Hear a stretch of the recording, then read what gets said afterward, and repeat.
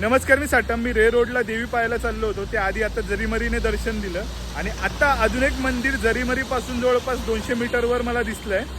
देवी जे वेगवेगळ्या प्रकारची आपली रूपं मला दाखवते ना, ते पाहून माझं मन खूप जास्त तृप्त होत आहे. आणि ही काय लीला आहे बघा, साक्षात कावळे साहेब बसले आहेत देवीच्या तिथे त्रिशूळावर. आता जे तुम्ही दृश्य पाहाल ना, ते खूप जास्त वेगळं आणि भन्नाट आहे. म्हणजे मी इथून पाहतोय ना, खूप जास्त भन्नाट आहे, खूप जास्त. मी अशा पहिल्यांदा मूर्त्या बघितल्या देवीच्या. आता ह्यांना काय म्हणतात आपल्या शास्त्रामध्ये ते मला माहिती नाही. त्यांना मोठे मोठे सुळे आहेत, इथे सुद्धा बघू शकता आणि इथे सुद्धा आहे बघा.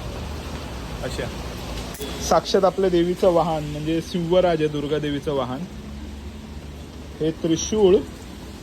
आणि आता पहा आपली साक्षात आदिशक्ती दुर्गा देवी.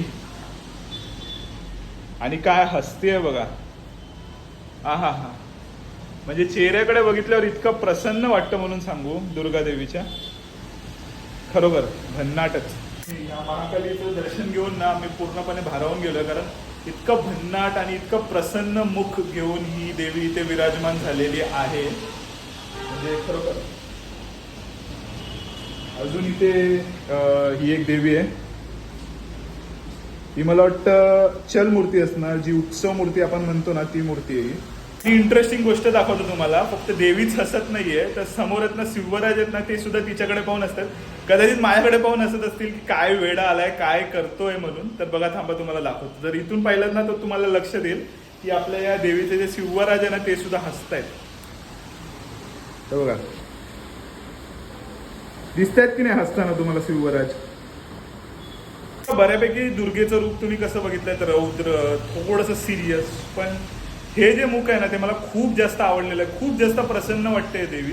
म्हणजे अशाच देवता जर तुमच्या घरात आल्या तर तुम्हाला माहिती आहे किती प्रसन्न वातावरण आणि तुमचं आयुष्य होऊ शकतं, नाही का. खूप जास्त भन्नाट आहे ही मूर्ती, खूप खूप जास्त भन्नाट आहे. म्हणजे मला खूप जास्त आवडली ही मूर्ती. पाव में लगा के वो लाली, आली रे संभालने वाली, आली महाकाली.